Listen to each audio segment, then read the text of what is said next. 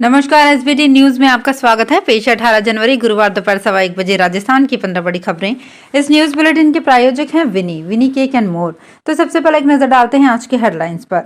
Bhajanlal cabinet की पहली बैठक शुरू। 22 जनवरी को छुट्टी। आरएएस परीक्षा की डेट सहित हो सकते हैं कई डिसीजन।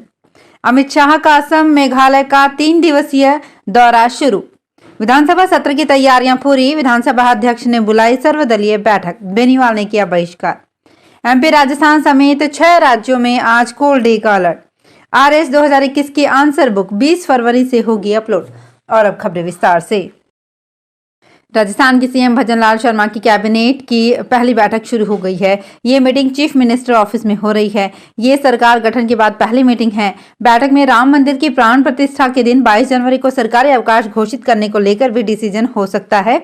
वहीं पिछली सरकार के अंतिम 6 महीनों में लिए गए निर्णयों के रिव्यू के लिए कमेटी का गठन करने की भी चर्चा है।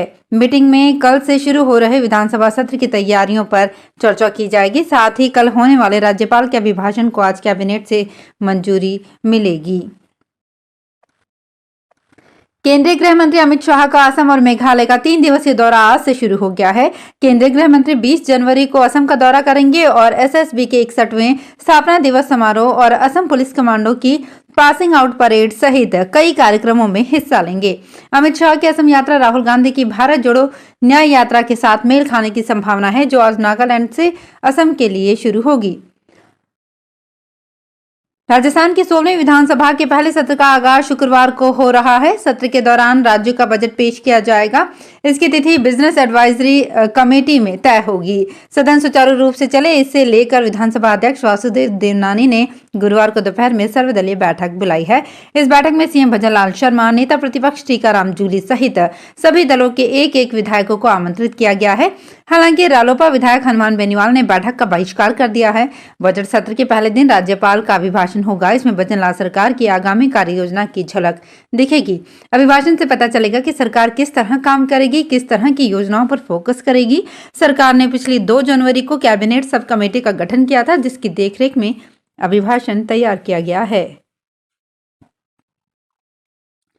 भारत में आधे से ज्यादा राज्य ठंड और घने कोहरे की चपेट में है। जम्मू कश्मीर से लेकर तमिलनाडु और असम से राजस्थान तक इसका असर देखा जा रहा है। गुरुवार को उत्तराखंड के केदारनाथ धाम में बर्फबारी हुई। बुधवार को चमोली, बद्रीनाथ धाम, हेमकुंड साहिब सहित दूसरे हिस्सों में बर्फबारी के बाद बर्फ की सफेद चादर बिछ गई। हिमाचल प्रदेश के शिमला में कल अचानक बर्फबारी से पर्यटकों के चेहरे खिल उठे।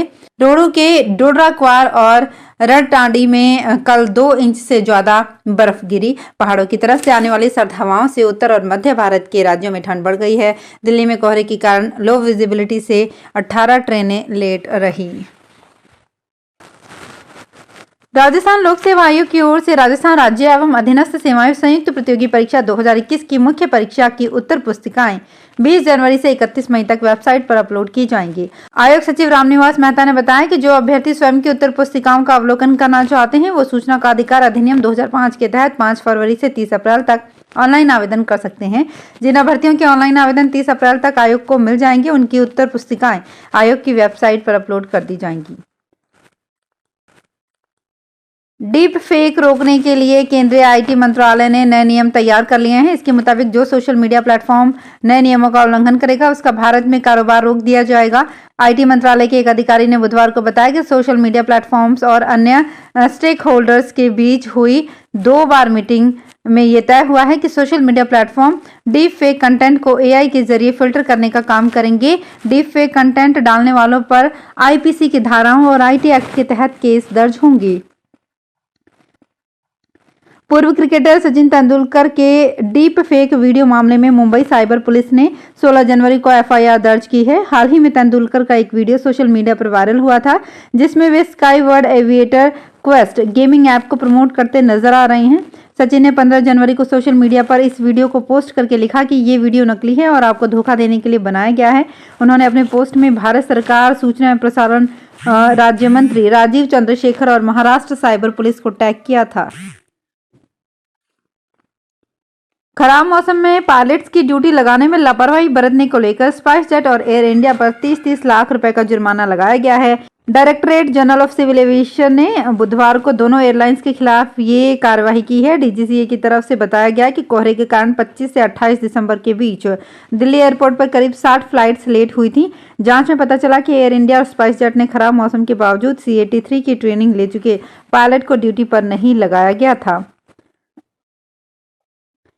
राजस्थान में कोयला संकट को लेकर आज दिल्ली दौरे पर रहे सीएम भजनलाल शर्मा ने ऊर्जा मंत्री हीरालाल नागर के साथ केंद्रीय कोयला मंत्री प्रहलाद जोशी से मुलाकात की। जोशी की आवास पर हुई मुलाकात में उन्होंने मजाकिया अंदाज में अधिकारियों से कहा, भजनलाल जो मुख्यमंत्री बने हैं वो हमारे दोस्त हैं, दोस्त की कुछ मदद करनी है। उसके बाद वहां मौजूद सीएम भजनलाल शर्मा और ऊर्जा मंत्री हीरालाल नागर भी ठहाके मारकर हंसने लगे। बैठक में केंद्रीय कोयला मंत्रालय की अतिरिक्त सचिव विस्मिता तेज, ऊर्जा विभाग के प्रमुख शासन सचिव आलोक गुप्ता और ऊर्जा विकास निगम के MD MM रेणुआ भी मौजूद रहे। जयपुर में 1 से 5 फरवरी को आयोजित होने वाले जयपुर लिटरेचर फेस्टिवल का प्रीव्यू शो लीला पैलेस दिल्ली में रखा गया है। फेस्टिवल के प्रोड्यूसर टीम वर्क आर्ट्स ने इस प्रीव्यू में फेस्टिवल के 17वें संस्करण की झलक प्रस्तुत की है। साहित्य के इस महाकुंभ में 16 भारतीय और 8 अंतर्राष्ट्रीय भाषाएं शामिल होंगी। भारतीय भाषाओं में असमी, अवधी, बंजारा भाषा, लामानी, बंगाली, हिंदी, कन्नड़, कश्मीरी, कुरुख, मलयालम, उड़िया, पंजाबी, राजस्थानी, संस्कृत, तमिल, तोड़ा और उर्दू के साहित्यकार हिस्सा लेंगे।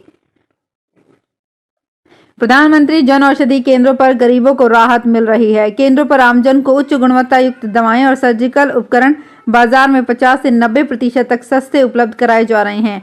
झुंझुनू जिले में प्रधानमंत्री भारतीय जन औषधि परियोजना के तहत आमजन को उच्च गुणवत्ता युक्त दवाएं और सर्जिकल उपकरण उपलब्ध करवाने के लिए 6 जन औषधि केंद्र स्थापित किए जा चुके हैं।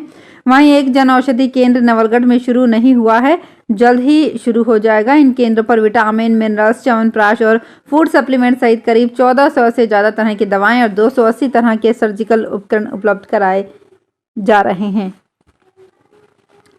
कांग्रेस की स्क्रीनिंग कमेटी ने बुधवार को सभी लोकसभा क्षेत्रों के प्रतिनिधियों से 1-to-1 मुलाकात की। कमेटी के चेयरपर्सन रजनी पाटिल ने मुलाकात के बीच मीडिया से बातचीत में पार्टी में फूट की बात मानी और कहा कि आपसी फूट के कारण ही तो पार्टी विधानसभा में चुनाव हारी है। पाटिल ने कहा, हमेशा कांग्रेस ही कांग्रेस को हरवाती है, कांग्रेस को कोई दूसरा नहीं हरा सकता, इसलिए हम सबको एक साथ आना ही पड़ेगा।